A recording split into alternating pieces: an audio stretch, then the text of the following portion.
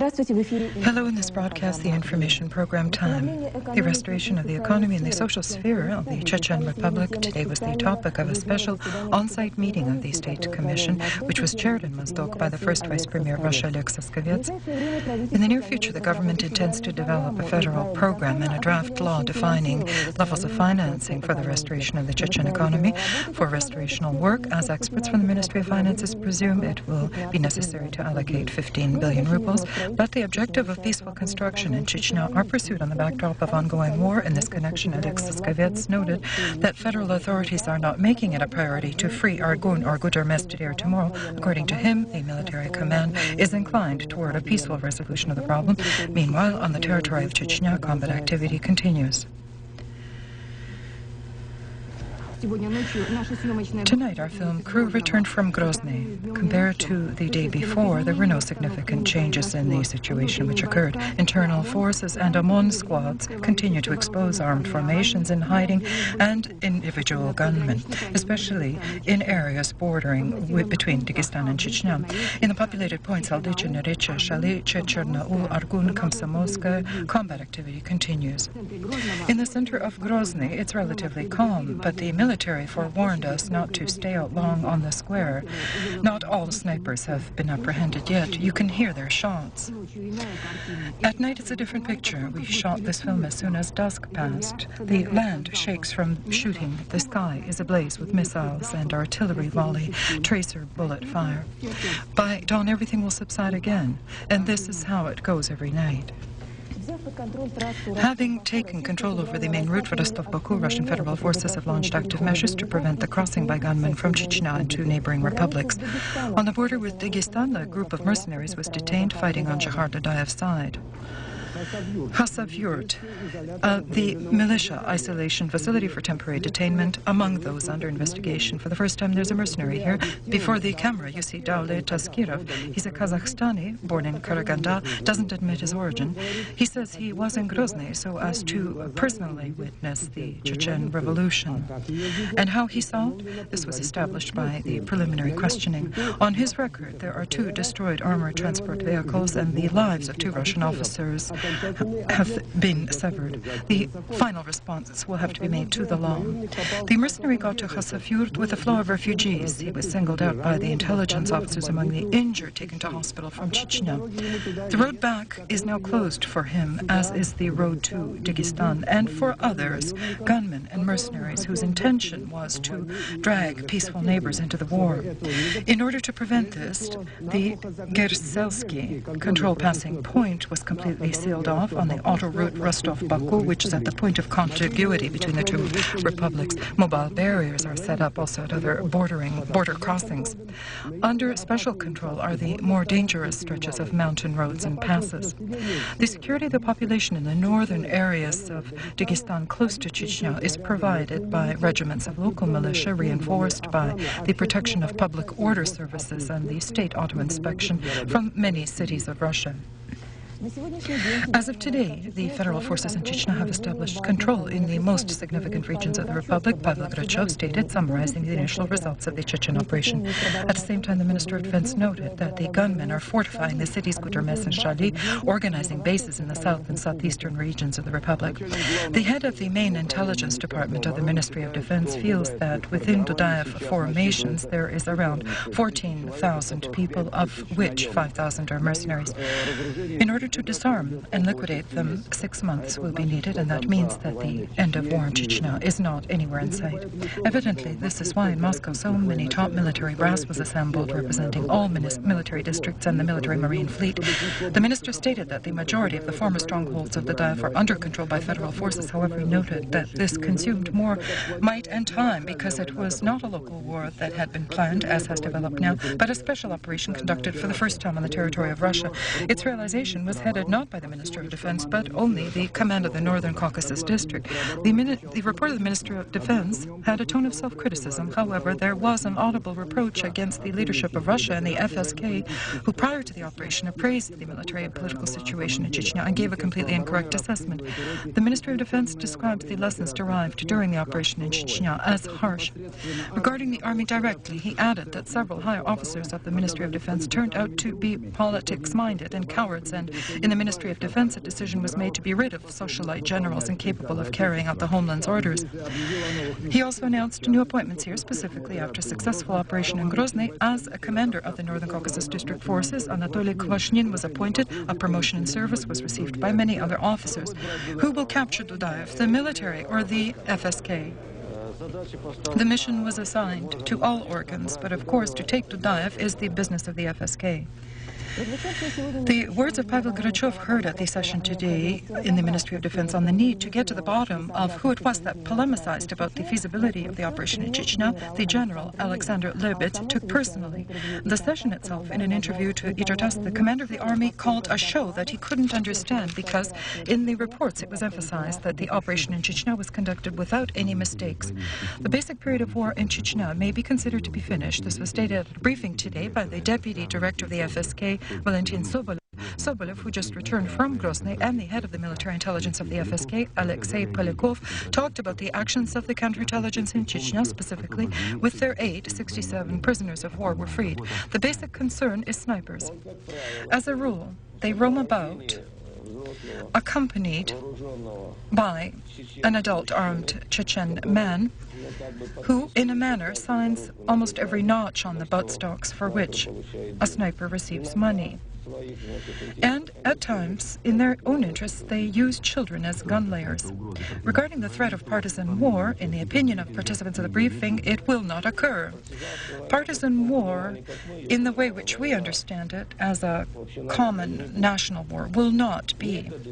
Methods of partisan war will, unfortunately, be deployed, as is already the case. Answering to the question about Dudaev's whereabouts, Valentin Sobolev emphasized that Dudaev constantly moves from place to place, is always surrounded by 10 to 15 fanatically dedicated bodyguards, and around him also there are around 250 armed gunmen.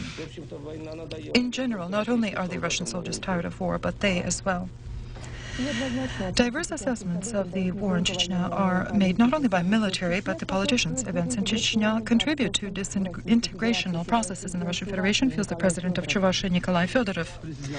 The president of Chuvassia, Nikolai Fyodorov, at a meeting with the press in Moscow, refuted accusations that supposedly his order, in connection with events in Chechnya, fosters desertion.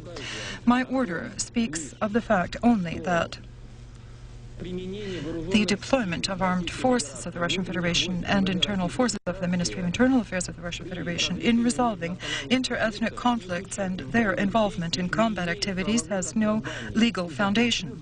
This implies that military servicemen can't be held juridically or criminally responsible for refusing to participate in combat in Grozny. As well, the president of Chuvassia assessed Chechen events as a departure from legal norms. However, Nikolai Fyodorov acquainted the journalists with the economic policies of the Republic, whose basis still is the mobilization of internal resources and encouraging domestic and foreign manufacturers. The President of Russia signed instructions today to create a conciliatory commission to resolve disputes, to organize a system of organs of state rule in Karachaevo-Cherkessia.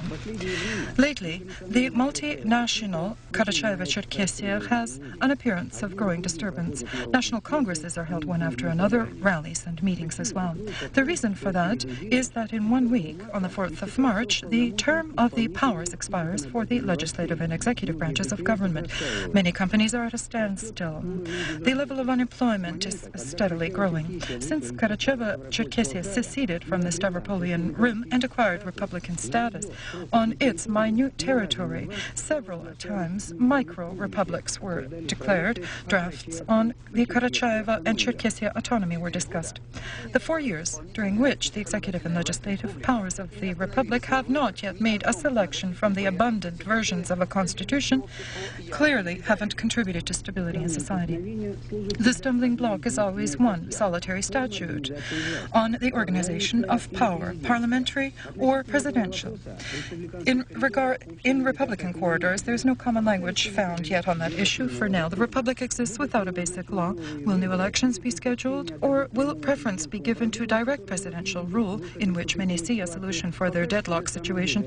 The very near future will show. And again, about events connected with Chechnya, the echo of Chechen events resounded through an explosion in Morocco. It occurred in the building of the consulate department of the Embassy of Russia. Under the guise of a visitor, a kamikaze gunman entered the building of the Russian consulate in Rabat and detonated a homemade bomb attached to his body. Of the consulate employees, there were no injuries. According to preliminary information, the terrorist is an Egyptian in whose possession a small banner was found. In Arabic, there was only one word scrawled, Chechnya. The intention to begin combat in the coming days and to perpetrate terrorist acts against Russian forces deployed on Georgian territory was stated by a deputy of the Georgian parliament, the leader of the Abkhazian Liberation Union, Boris Kubakalov.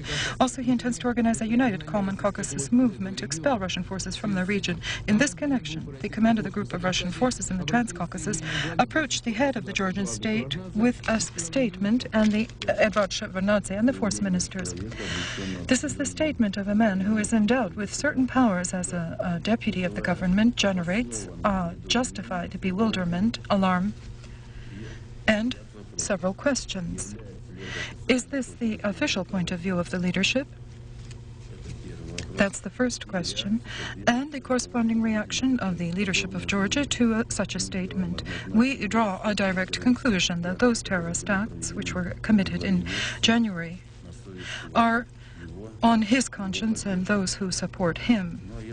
And if, as they say, some actions will follow, the measures will be adequate up to the implementation of weapons. The Chechen crisis has exacerbated many problems, including interaction of mass media with government structures. This was the topic of discussion today at the meeting of the directors of influential newspapers and television companies with representatives of information services, of the President and the Ministry of Defense. Of the many great and small problems which the speakers mentioned, one may isolate the two prime ones. First, the government's dissatisfaction with the press. Journalists feel that the reason for this were those reports from the site of events which were evidence of the fact that not all was proceeding as wanted. Truly, much which was shown, and this was shown not just by NTV but by Vesti and Program 1, covered something which was much out of the ordinary. The second problem concerns the work of mass media itself. Many agree that during the time of development of the conflict, it was difficult to compose a realistic picture using only one newspaper or television program. However, this shouldn't be considered abnormal. Thank God that this surfaced, because truth lies in different places after all. It's harsh and difficult, but it does exist, and its limits and manifestations differ, and let them be reflected on different channels. They also said that the tragedy in Chechnya again proved that for those who attempt to hide the truth from the press, that means as well from the public, it's difficult to appear to be a serious politician these days. According to Interfax, President Yeltsin has suggested to Prime Minister Chernomyrdin to suspend the dismissal procedure of the chairman of the Russian Committee of the Press, Sergei Gruzunov, connected with the negative reaction of the public and journalists to the news of Gruzunov's dismissal. Sergei Gruzunov personally feels that his case is evidence of the irreversibility of democratic transformations. In the case with his planned dismissal without explanation, the young Russian democracy has demonstrated character and not allowing behind-the-scenes intrigues to unfold along the former scenario, said the chairman of the Russian Committee on Press to an interview to Interfax. The frequently changing and at times completely opposite decisions of the authorities regarding the press don't contribute to improving its work, including television. Today in Krasnodar, a regional conference convened for directors of state television radio companies of the south of Russia and along the Volga. The need for such a conference is more than evident. The law adopted by the State Duma in the third reading on the television and radio broadcasting, in essence, is discriminatory against state television radio companies. During a year to the Duma committee, often amendments and comments and suggestions on the draft law were submitted, but they were all completely ignored.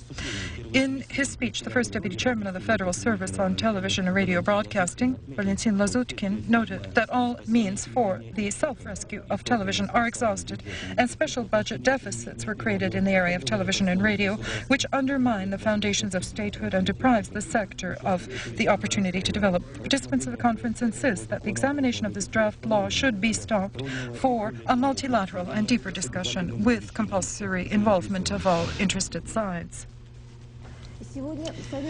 Today, the Federative Council declined the law on television and radio broadcasting because of the unacceptability of some of its individual suggestions. This decision was adopted at the regular session of Parliament after its opening, and overall, in the draft agenda, there were more than 20 issues, incidentally, those connected with the coming federal elections. Providing credits for the agrarian industry is not the path which can restore the sector from collapse. This was the argument used to convince the top bankers of the country by Tatiana Paramonova. Last year, the agricultural sector was allocated 10 trillion rubles in standby loans, and almost none of them were paid back, seemingly buried in the ground. But tomorrow it will be spring in the south. The ground has already warmed up. And from the now annual tradition, deputies, setting aside their draft laws for a while, began to seek money for the sowing season. The Vice Premier of the government, Alexander Zavirucha, encountered understanding from the members of the chamber, and in the adopted resolution it's recommended to the government that a special loan be taken from the central bank exceeding 6 trillion rubles for the sowing season. We must set aside everything and direct all resources within the domestic industry to conduct the spring sowing season, otherwise we'll have nothing to harvest. And more about money, Tatiana Paramonova told the members of the chamber that the average monthly salary of central bank employees is 1,600,000 rubles, and at the same time she stated that to increase the minimum salary in Russia up to 54,100 rubles is for now premature. The level of the minimum salary in Russia currently is only at 12% of the minimum subsistence level, feel the specialists of the Ministry of Labor of Russia. The minimum subsistence level is calculated at 170,000 rubles per month. Minimum salary is 20.5 thousand rubles. On that, pensions and stipends are calculated. But students who gathered on the square of St. Petersburg were protesting not just this. Despite the sayings of the great Suvorov, the Russian top brass decided to win not by ability but by numbers. This was said by participants of the student demonstration on Palace Square. Lately, certain political and military figures are actively calling for student conscription into the army. Calling for a deference of the draft system were students of Petersburg higher academic institutions, because a break for 2 years will negatively affect professional capability of future specialists. That would be a serious blow to the intellectual and cultural level of Russia. On the other hand, the increase in the number of armed forces will not solve problems for the Russian army, which can't be patched up by thousands of students. Participants of the youth demonstration spoke out against the genocide of higher education, demanded normal and not impoverished life levels, because a stipend of 20,000 one cannot survive. Appealing in an open letter to the President of Russia were the miners of the Kansk-Achinsky fuel energy sector. They wrote that the situation at the heating station has become critical. The unique coal complexes producing the most inexpensive fuel in the country are becoming inoperable because of lack of spare parts. At a base cost of coal of 15,000 rubles per ton, its price for consumers is increased by 10 times because of unreasonable railway tariffs. Anatoly Chubais, the first vice premier of the Russian government, held a press conference in Moscow, at which he revealed the situation which has developed in the coal sector. And so, as a result of talks between the government and the miners, we have managed to reach a mutual understanding on principal issues with the miners. Therefore, neither picketing of the government building nor the pan-Russian strike with political demands the 1st of March will not occur. However, according to the first Vice Premier, several unresolved issues remain in connection with which the government's work on the coal sector continues. At the end of February, the coal sector was paid 600 billion rubles plus 100 billion additionally. Apart from that, the government had decided to directly become involved in non-payments by consumers, specifically the mines of Vorkuta and Primoria. Difficulties which are encountered by reforms in Russia in the U.S. are clearly exaggerated. This was stated in Washington by the Economics Minister Yevgeny Yasin. Details on the visit of the Russian delegation in the report of our correspondent.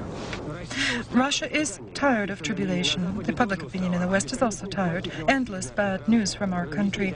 To explain to the Americans the real state of affairs, this was the aim of the delegation headed by the Vice Premier Sergei Bilev.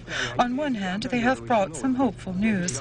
At the dialogues with the Monetary Fund, there are no longer any disagreements, and the loan of $6 billion plus will be provided.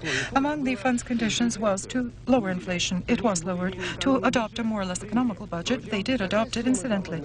What is the sum of Western loans written into our current budget? $12.7 billion. Was the sum named by the Economics Minister of Russia. Will it impress these people, the ordinary American taxpayers, because to a significant degree it's their money, and will it strengthen the sense in Congress that they are our benefactors? The Speaker of the House of Representatives, Newt Gingrich, just again threatened recently that we can stop aid to Russia this time if Russia doesn't agree to stop selling nuclear reactors to Iran. Grounds, as we all know, can always be found for criticism as well, and here's another cause. At a meeting with the press, the Vice Premier on questions of privatization thanked the company Aeroflot for assistance in organizing the trip. What, doesn't the government have money to pay for tickets for its delegation? It was explained to us that this visit was unofficial, but yet everyone is addressed by their official titles, by American measures and ostensible conflict of interest, but by our measures, maybe it's even good that not the government carried the cost, but the joint stock company Aeroflot. Honor and praise to it for this and success in its imminent privatization. Continue. The head of the press service of the government of Russia, Valentin Sergeyev, today underwent heart surgery. Surgery of this type is among the most complicated.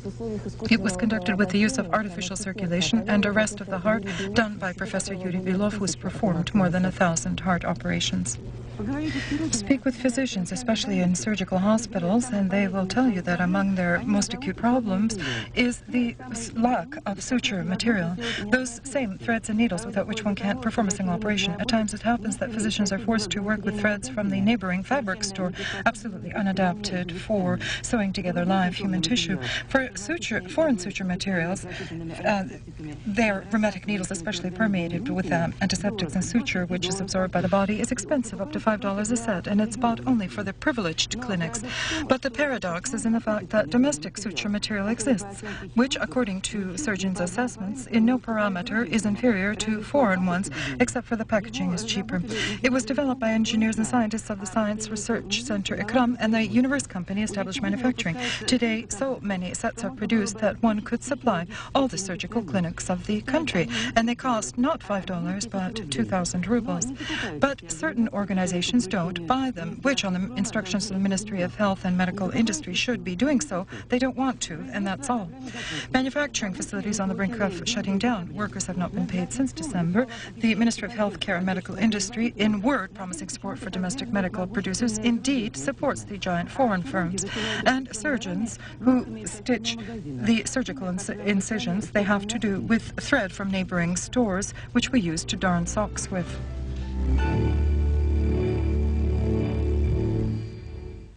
The rash broadening of NATO does not suit Russia. This was stated by the Minister of Foreign Affairs, Andrei Kozyrev, who today is leaving for visits to China and Japan. According to him, one must not rush with the broadening of NATO, but a joint search for ways to transform the alliance and develop a true partnership between Russia and NATO. The United States will veto any resolution of the UN Security Council providing for full or partial lifting of economic sanctions against Iraq. This reaction of the Washingtonian administration to the initiatives of France and Russia to soften the international embargo on trade with Baghdad. The United States explains its position by the fact that in the last months there were threats from Saddam Hussein on the Kuwaiti border. At least 54 people have died as a result of a powerful explosion of a car bomb in the town Zaho in the north of Iraq near the border with Turkey. The incident occurred in a business center of the city controlled by Kurds. According to Tartas, 80 people were injured, and of them 15 were seriously injured. The American Marine Infantry today landed on the coast of Somalia. Their aim is to provide for safe withdrawal from this African country of the UN peacekeeping contingent and remove military technology.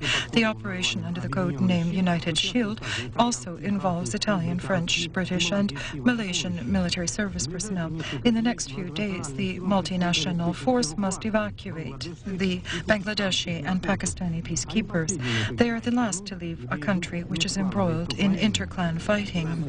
Mogadishu, destroyed during civil fighting, the capital of Somalia, again has turned into a battlefield. Several clashes between gunmen of the two main ethnic clan leaders of Somalia are underway. General Farah Aidid and the self-proclaimed President Ali Mahdi Mohammed. The striving for supremacy was the main reason for the outbreak of this civil war in the country.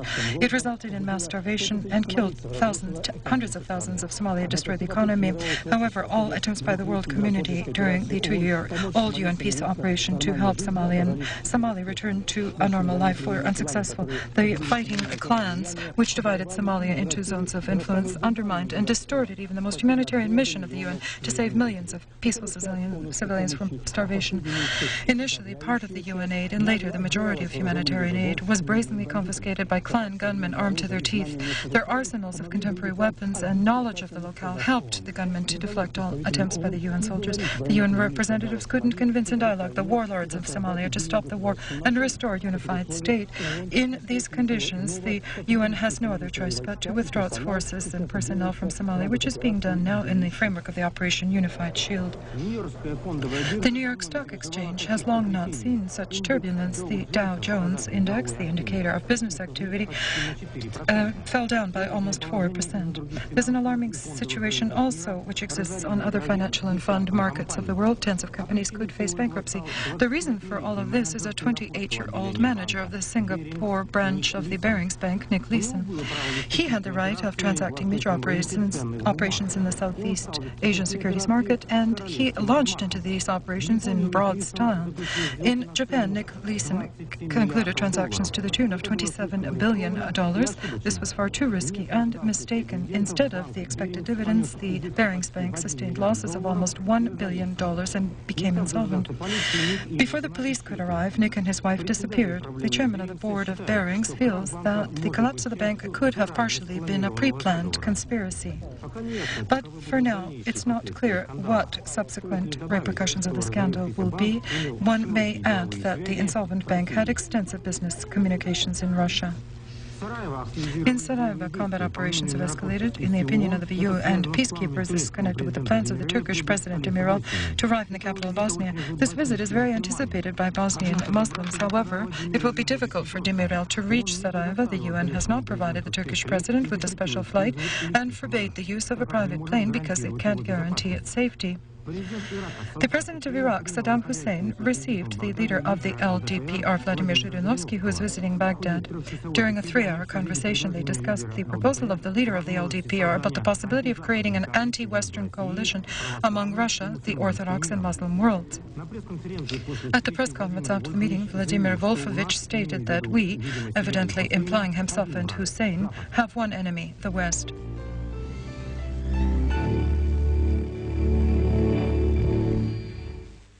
The last topic of the broadcast is from history and culture. In Russia, they continue to celebrate the 250th anniversary of the birthday of Admiral Ushakov.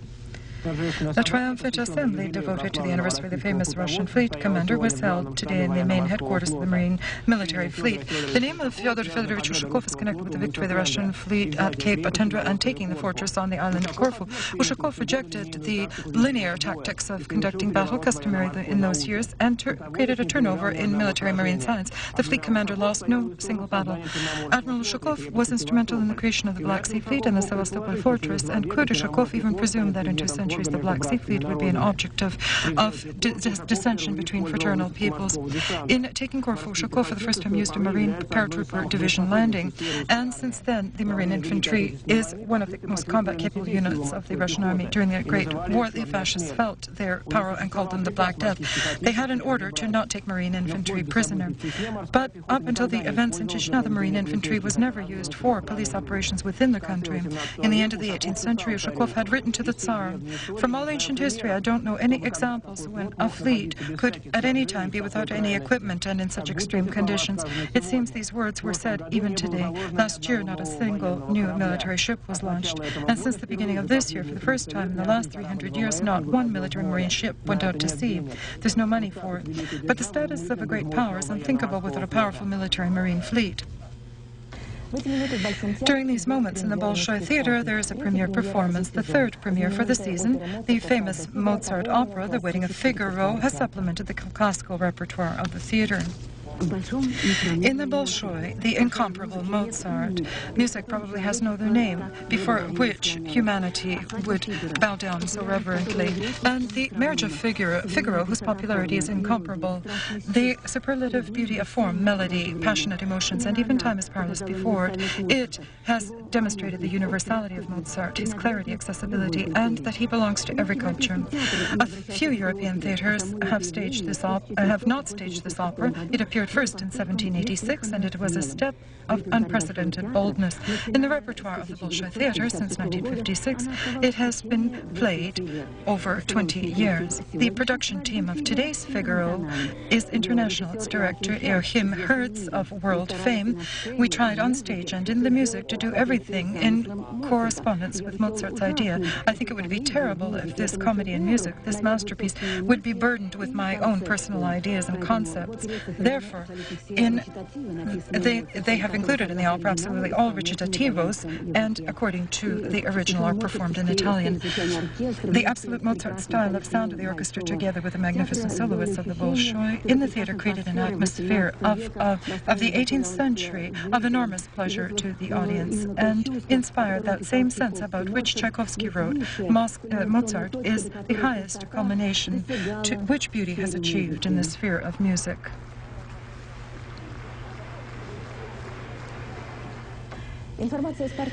Information from the sports commentator will conclude our broadcast after the ads, and I bid you farewell 2.5 hours before spring.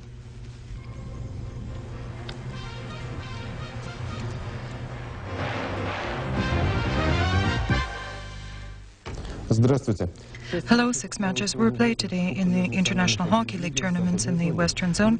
The leaders had more victories. The Wings beat the Pardaugava 3-2. Torpedoes from Yaroslava beat Minsky Tivoli 4-2. The Moscow Dynamo Sokol 5-0. The question about the 8th member of the playoff series was decided. The Moscow Spartak will not be able to catch up with the St. Petersburg Army, who beat Crystal 3-2 today. In the regular NHL tournaments, the match of the leaders was Central, Quebec-Pittsburgh. Just as a few days ago, the Penguins won 7-5, although the Northerners opened the score in the second period. The best offense of the league disappointed the Quebec goalie. 1 goal for the losers, scored by Andrei Kovalenko. The first goal in the NHL was scored by Sergei Brilin from New Jersey. At a major tennis tournament in Rotterdam, today the Russian participants entered the competitions and both successfully. Andrei Radkowski in 2 sets beat Jeremy Bates from England, and Alexander Volkov in 3 beat the Czech player Karl Novacek. Today, on the last day of spring, Today, on the last day of winter, the first spring swallow for us will be the quarterfinals in the UEFA tournaments. Unfortunately, from all of the cities where the UEFAs are scheduled tomorrow and the day after, news comes in about the police preparations underway. For example, in Brugge, where the hosts will play London, Chelsea, already almost 350 English fans have been deported back home. The police will be involved during the match with helicopters. 9,000 fans of the Durham Borussia occupied the center of Rome. Before the match, there's still time, but the guests from Germany have already become completely intoxicated. Alarming information comes from Split, where they're waiting for the Ajax fans. A traditional autocross was held in suburban Moscow city, Balashikha. Rain and ice is not suitable weather for racers, and yet best qualities were demonstrated by leaders of the season. On the buggy, Sergei Blinov; on the moto, Pavel Chishov and Alexander Ivanov; on the light vehicles, Alexander Karasevich.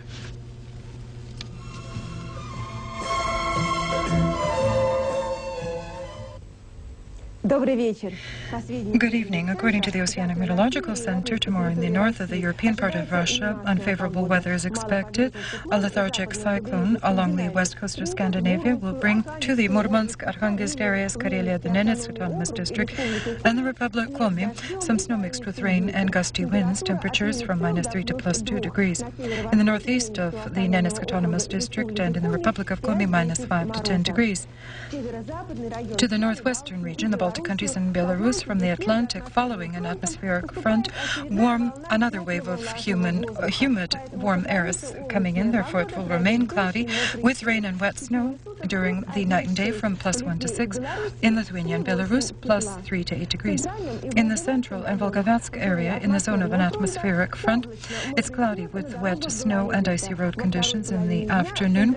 In the central region, through the clouds, the sun will peek through and the probability of precipitation will decrease, temperatures from -2 to +3. In the central Chernozem area and over the central Volga, partly cloudy skies with some light wet snow. Over the central Volga, -3 to +2. In the central Chernozem area, +1 to 5. In Ukraine and Moldova, under the influence of an anticyclone over the Black Sea, the weather will improve. Variably cloudy skies are expected without precipitation, and it will be springy and warm, 0 +5 and 5 +10 during the day. In Moldova, up to +13. In the Rostov area, Krasnodar, Stavropol, Rim areas over the lower Volga in the Northern Caucasus Republic. In the zone of an atmospheric front, cloud with some precipitation in areas, +3 to 8. In the south of the Krasnodar area, Ingushetia, in Chechnya and Dagestan, +7 to 12 degrees. Beyond the Caucasus, in the zone of an anticyclone, variably cloudy skies. During the day, no precipitation, +7 to 12. In St. Petersburg, it's cloudy with some periods of rain and wet snow. Temperatures during the night and day from +2 to 4 degrees. In Moscow, variably cloudy skies. At night, some light snow. Temperatures of 0 -2 during the day. No precipitation, +1 to 3 degrees. All the best.